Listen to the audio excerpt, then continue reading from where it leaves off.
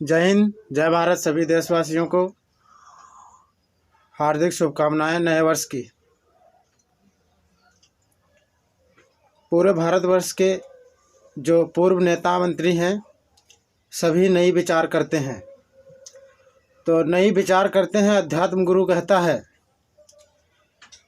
कि यदि पीछे होने वाली कहानियों की तरफ देखा जाए, सत्य कहानियाँ, जैसे कि रामचरितमानस हुई, महाभारत हुआ, उनमें सभी राजाओं के पास मूंछें थीं, होठों पे मूंछ थी।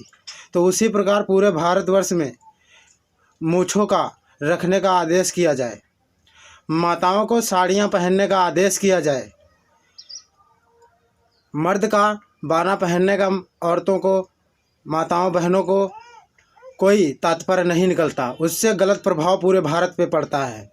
हालांकि ईश्वर सत्य को अपना के हर चीज़ आपको जरूर देता है, अर्थात अपना अस्त्र ना अपनाने के कारण पूरे भारत की माताएं बहनें बिगड़ रही हैं। ये आप सब अच्छी भली भांति सोच लो, विचार कर लो, उसका हल आपके पास ही निकल आएगा। ये जीव पूरे भारतवर्ष को की मनोकामनाएं अपने अंदर रखते हुए आपकी तरफ बढ़ने का प्रयास कर रहा है। अपने अपने गुरुओं को, इष्ट देवों की, पृथ्वी माता की जय हो, जन्मदाता की। कृपया अपने अपने माता पिता के शब्दों पर ध्यान दें। ज़्यादा से ज़्यादा कोई भी गलत विचारों पर न चले। ये जीव आप लोगों को यही उपेक्षा देता है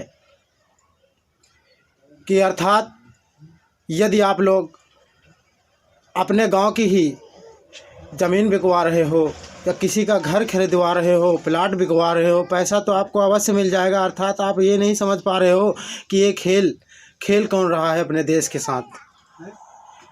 मेन मुद्दा अपने देश में हिंदी का, संस्कृति का जो रहस्य है उसकी तरफ आप ध्यान दीजिए। ये अंग्रेजी अपने भारत की ना थी और ना रहेगी। ये आने वाला समय का वर्तमान बताता है।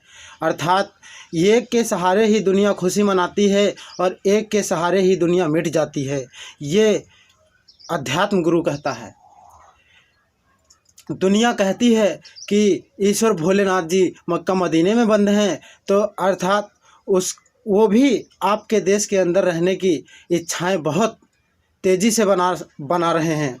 अर्थात आप लोग उन भावनाओं के साथ चल नहीं रहे हैं जो भावनाओं के साथ वो वहाँ पड़े हुए हैं। अर्थात किसी भी कुरान में नहीं लिखा है, वेद में नहीं लिखा है कि आप अपना अंग अपाय अंग बनाइए। ये अपने मुसलमान भाइयों से निवेदन और कोटि कोटि वंदन नतमस्तक करता है ये जीव कि आप मुसलमानी करवाना बंद कर दीजिए, क्योंकि आपके कुरान में भी नहीं ईश्वर लिख के गया है कि आप अपना अंग कहीं पर भी काट कर अपना परिचय दें। आप कुरान पढ़ लीजिए अवश्य। पूरे भारतवासियों को, जो बड़े से बड़े मुल्ला और काजी, उनको सर नमन मस्तक करता हूँ। आप स्वयं देख लीजिए, ये जीव नहीं कह रहा है, अध्यात्म गुरु कह रहा है। इसीलिए भारत देश का नाम अध्यात्म गुरु कहा गया है कि उत्तर प्रदेश यूपी नाम जो दिया जा रहा है, तो यूपी नाम इसीलिए दिया गया था कि इस दिशा से हर दिशाओं को उत्तर मिलता है। जय हिंद, जय भारत। ये जीव आप लोगों की मनोकामनाओं की पूर्ति करने के लिए इच्छाएं और भावनाएं रखता है। जय हिंद, जय भारत। सभी किसानों को, सभी मजदूरों को ये निवेदन करता है कि आप गाली ना सुने। काम कर रहे हैं तो काम करना बंद कर दें, कोई दूसरा कार्य अपना ले, वो जगह छोड़ दें जहाँ पे आपका अपमान हो रहा हो। जय हिंद, जय भारत। एकांत में वास करिए। आपके पास खेती नहीं है तो खेती मिलेगी। आने वाला सन 2024 में राष्ट्रीय चुनाव, उसमें ये जीव अपना भाग ले रहा है। चुनाव का निशान है राष्ट्रीय पक्षी मोर का पंख।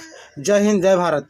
ये कहानी कृष्ण लीला से शुरुआत होती है और कृष्ण लीला पे ही खत्म होगी जाके। जय हिंद, जय भारत। कृष्ण लीला नाम इसीलिए कृष्ण लीला का नाम लिखा गया था क्योंकि हर पाप को कृष्ण के द्वारा लीला गया।